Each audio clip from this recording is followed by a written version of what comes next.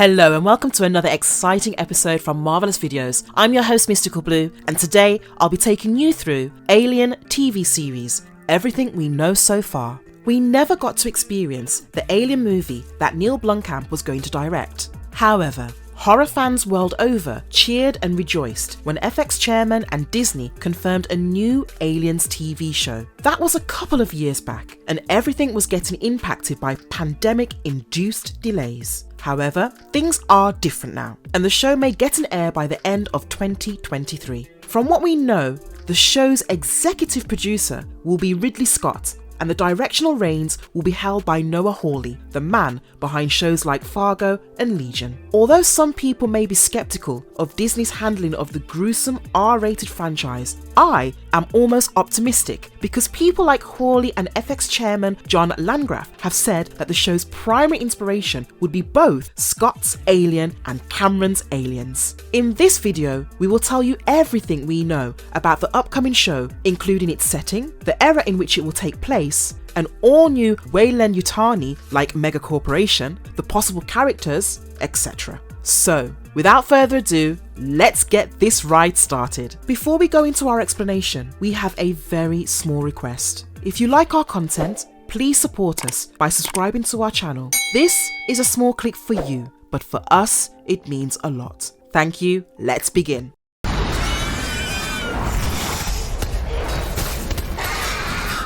Who'd helm the new Aliens TV show? The reports of a new Aliens TV show have been doing rounds in the lanes of Hollywood for quite some time now, but in the early part of 2019, 20th Century Fox decided to axe all such talks. Instead of a TV show, they wanted a theatrical series. However, in one of its biggest deals, Disney bought Fox, and the talks about an Aliens TV show regained momentum. And it wasn't long before that Disney confirmed the new series for FX. John Landgraf, the FX chairman, also announced later that the show would release on Hulu. As for Mr. Landgraf, he sees the show as an amalgamation of the base themes of Ridley Scott's Alien and James Cameron's Aliens. While the original was essentially a timeless horror, the first sequel was 137 minutes of incessant action. Naturally, one can hope that the show could be a high-octane horror fest. Apart from this, Noah Hawley, the man behind acclaimed shows such as Fargo and Legion,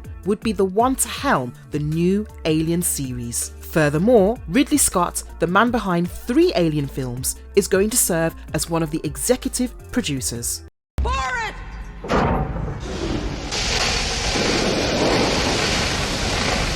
Will Ripley or David be back? John Landgraf confirmed that the show will take place some 70 years from now, which means that it's gonna be set in the 90s. I mean, the 90s yet to come. Now, Ellen Ripley would definitely not be in the movie because she was born around the year 2092. I know how great a character she is, but an infant or an unborn child cannot really fight xenomorphs, can it? That rules out the existence of any other characters in the new show from Scott's or Cameron's movies. But does that mean we also do not get to see Michael Fassbender and his robotic avatars? Well, Ridley Scott's Prometheus started in the year 2089 with Dr. Elizabeth Shaw finding a map of deep space. She believed this map would bring humanity closer to its creators. Although she found the super species called the Engineers, they were not the loving gods she had thought they'd be. By the year 2093, Elizabeth Shaw and her crew were on the X-moon called LV-223, which was a sister moon of LV-426, the X-moon where Ellen Ripley had to go in Cameron's film. Nevertheless, since both the new show and Prometheus are set in the 2090s, it may be possible for Michael Fassbender's character to make a cameo. Will Fassbender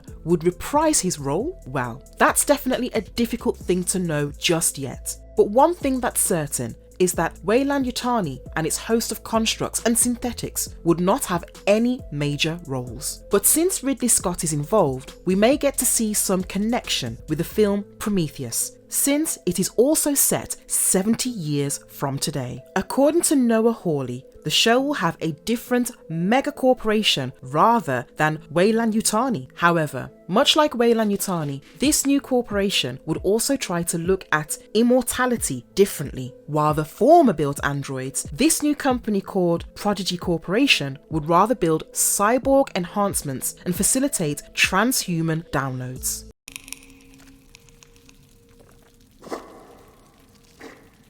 What's the setting? Well, if you ignore the Alien vs Predator franchise, the Alien movies and even comics are almost always set in a place where an infestation can be contained. It's either a spaceship, a prison, an exoplanet, or an exomoon, but the xenomorphs always fail to get a visa to the blue planet. Noah Hawley is going to change that and bring the xenomorphs to a place where the aliens cannot be contained easily. Yes, he has confirmed that the show will take place on Earth and the stakes will be higher and more immediate. Furthermore, the other Alien movies have almost always had the working class rising up to the stature of heroes because they are the ones who are put into the ring with the acidic monsters. But on Earth, everyone could be a potential victim, rich and poor, employer and employee. Hawley wants his aliens to not go after cosmic marine merchants, but after the ones who send these interstellar merchants to deep space. Hawley wants to ensure that xenomorphs do not pay heed to the income inequality present on Earth. That's some equity-loving xenomorphs.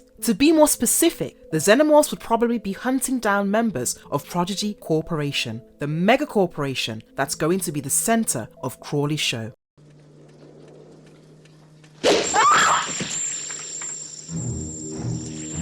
Alien TV show draws inspiration from the first two movies. As I mentioned earlier, the show is set in an era before Ellen Ripley, and hence the characters from the first two movies will not be seen here. However, the show will borrow the horror theme from the first movie and high-octane action from the second. Both these films succeeded and became critically acclaimed. While there were several factors behind such success, a major contributing factor has to be the ample supply of surprises throughout the runtime. Although surprises and plot twists are not enough to please an audience, these things are indispensable for making a good piece of art, especially if that piece is an Alien TV show. Hawley understands this and has wisely chosen Scott and Cameron's movies as his base inspiration. But there's more. From what we understand, Hawley will also try his hand at exploring the humane side of his characters. We saw how Ellen Ripley goes through several rough emotional phases, and her journeys are practically a rollercoaster ride of emotions. Well, there's only so much one can do in a 2-hour action horror film, right? But Crawley will have some good 8 to 10 hours at his disposal. He would be wise enough to explore what idiosyncrasies and feelings his characters go through if the xenomorphs were never a part of the picture. That in itself would make for a good drama. But Hawley would also throw in hordes of xenomorphs, making his show a possible masterpiece that blends with the genres called action, drama, and horror.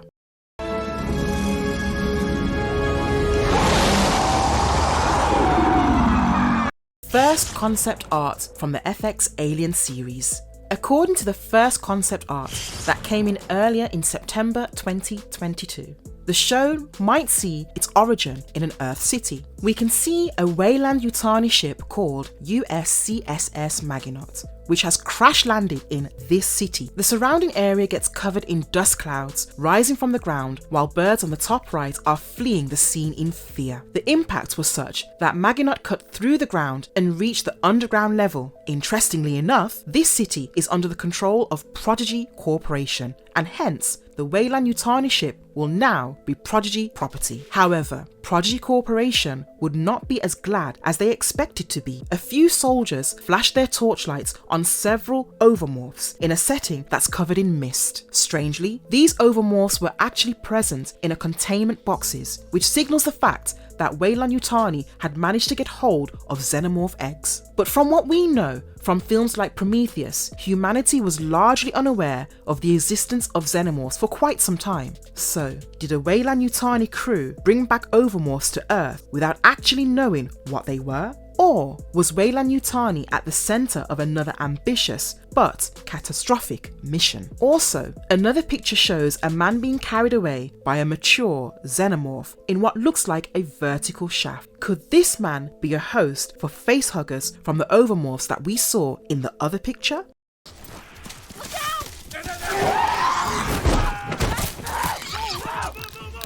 Series character details. Of course, this is a fairly preliminary stage to know any great details about the cast and the characters they would be playing. But the show's IMDb page tells us that Juno Temple, John Hamm, and Jennifer Jason Leigh would be in the cast. We are quite certain about 5 characters who'd be appearing in the show. Firstly, we have Bob Cavalier, a young man who is also the CEO of Prodigy Corporation, the rival company of Weyland-Yutani. Unlike the evil mega corporation from the Alien movies, Cavalier's corporation deals in experiments that result in metahumans with superpowers. While both firms want to do something to make immortality a reality, their approaches are quite different. The next character in line is Atom Ein, who is an elderly gentleman and advisor to Cavalier. Atom understands the intricacies of manipulation and knows how to get what he wants. I believe he would be a rather grey character who would blur the line between good and evil. Then there's JD Hermit, an armed officer serving Prodigy Corporation and Boy Cavalier. Hermit lost his family earlier in his life, but he's still haunted by the memories of his sister, Marcy, whom he had lost when she was 10 years old. However, it is not certain if Macy was lost or if she passed away. Next, we have a hybrid metahuman named Wendy, who was created by Cavalier's firm. Although she has the body of an adult, her brain and consciousness are that of a child. I cannot help but feel that there has to be some connection between Marcy and Wendy. Maybe, just maybe, Wendy's consciousness has come from Marcy. Lastly, we have Wendy's trainer named Kirsch. The character is also a synthetic like Wendy and will have more layers than what would meet the eyes.